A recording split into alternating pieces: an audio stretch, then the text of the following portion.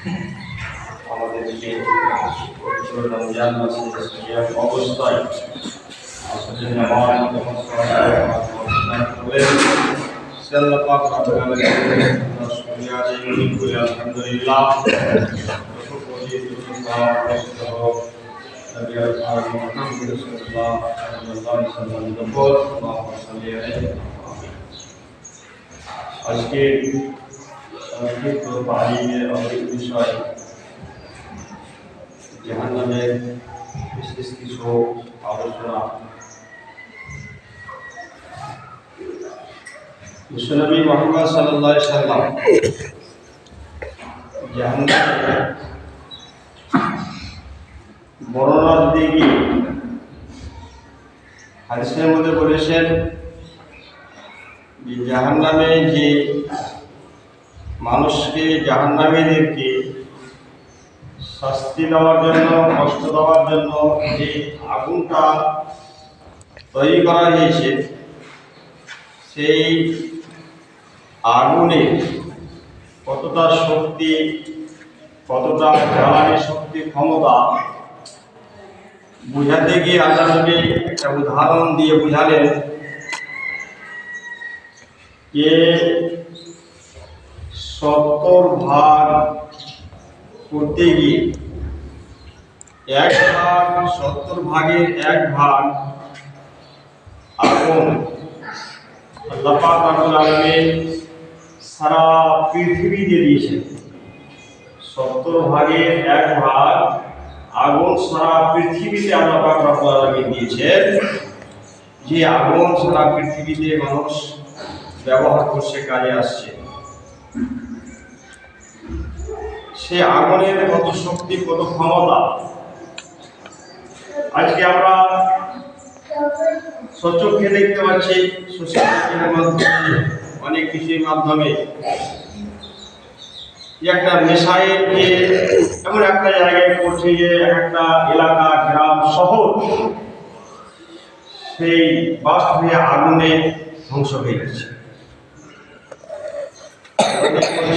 1 ভাগ সারা পৃথিবীতে দেওয়া হয়েছে এবং 69 ভাগ আল্লাহ পাক রব্বুল আলামিন জাহান্নামে রেখেছেন, শুধু জাহান্নামীদেরকে শাস্তি দেওয়ার জন্য।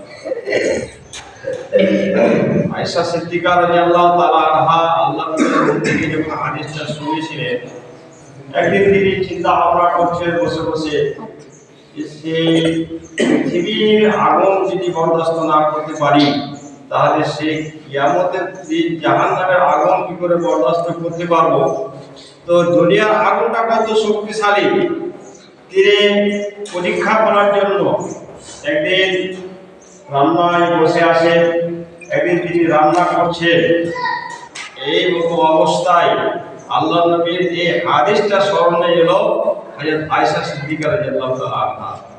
তিনি রান্না করতে করতে পরীক্ষা করে দেখছেন যে দুনিয়ার আগুনটা কত শক্তিশালী, একটু দেখি। তিনি নিজে একটা আগুনকে ওই চুল হতে আপনার আগুনে ঠাকিয়ে দিয়েছে। যখনই ঠাকানো হয়েছে, আগুনটা জ্বলে গেল, আর যে জ্বর, যে যন্ত্রণা আগুনে, আর তিনি থাকতে পারছেন না, ছটফট করছে। জ্বর করে চোখ দিয়ে পানি অশ্রু বইছে। আল্লাহ নবী বাইরে থেকে বাড়িতে প্রবেশ করলেন, দেখে আয়েশা কান্না করছে। আল্লাহ নবী জিজ্ঞাসা করছেন, আয়েশা, আমার তরফ থেকে কি তোমাকে ভাষাগতভাবে গালিগুলোজ দিয়েছি যে যার কারণে তুমি আমার কাছ থেকে দুঃখ পেয়েছো? সাংসারিক কোনো ব্যাপারে আমি তোমাকে কষ্ট দিয়েছি যে তুমি দুঃখ পেয়েছো, তার জন্য কান্না করছো? না তোমার উপরে আমি অত্যাচার করেছি, জুলুম করেছি যে তার জন্য তুমি কান্না করছো? আল্লাহ নবীকে বলছেন, হুজুর, আমি সেই জন্য কান্না করছি না, আপনার কাছ থেকে আমি কোনো কষ্টদায়ক শব্দ, কোনো কিছুই আমি আপনার কাছ থেকে পাইনি। আপনার কাছ থেকে হাদিস যেদিন শুনেছিলাম যে আল্লাহ পাক রব্বুল আলামিন 70 ভাগের 1 ভাগ আগুন সারা পৃথিবীতে দিয়েছেন এবং 69 গুণ সে আগুন জাহান্নামে দিয়েছেন, জাহান্নামীদের শাস্তি করার রাখার জন্য। তো সেই জন্য আমি দুনিয়ার আগুনটাকে পরীক্ষা করতে গিয়ে আজকে আমাদের এই পরিস্থিতি, যা যন্ত্রণা, যা বেদনা আমার সহ্যের বাইরে হয়ে গেছে, আমি আর সহ্য করতে পারছি। তাহলে অনুভব করে দেখি আমরা তাকে চিন্তা করে ভাবনা করি, মূল্যায়ন করি যে তাহলে সেই জাহান্নামের আগুনটা কত ভয়াবহ হবে, সেটাকে আমাদেরকে স্মরণে রাখতে হবে। আর সেটাকে আমাদেরকে স্মরণে রেখে আমাদেরকে দুনিয়ায় জীবনযাপন করতে হবে, আমাদের জীবনটাকে সেভাবে করতে হবে যাতে করে আমরা সেই জাহান্নামের ভীষণ কষ্ট থেকে, সেই জাহান্নামের আগুন থেকে আমরা বাঁচতে পারি। আল্লাহ পাক রব্বুল আলামিন আমাদের মাঝে তৌফিক দান করে। আমিন। সুবহানাকাল্লাহুম্মা ওয়া বিহামদিকা আশহাদু আল লা ইলাহা ইল্লা আনতা আস্তাগফিরুকা ওয়া আতুবু ইলাইক।